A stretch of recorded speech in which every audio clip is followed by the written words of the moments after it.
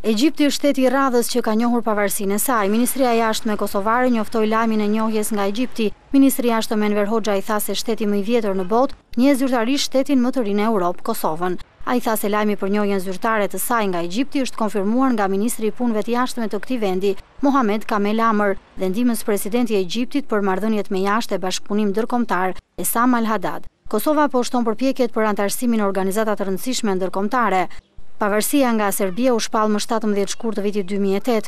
Serbia nuk e ka ndryshuar qëndrimin për të mos e njohur kurrë shtetin, por megjithatë është përfshirë në një proces normalizimi të marrëdhënieve me Kosovën në përpjekje për të siguruar integrimin në Bashkimin Evropian. Të premten, liderët e vendeve të BE-s pritet të vendosin hapjen e negociatave për antarësim të Serbisë janarin e vitit të ardhshëm dhe të miratojnë hapjen e negociatave për marrëveshjen e stabilizim asociimit me Kosovën, pas vendimit pozitiv të marrë edhe nga ministrat e jashtëm të BE-s.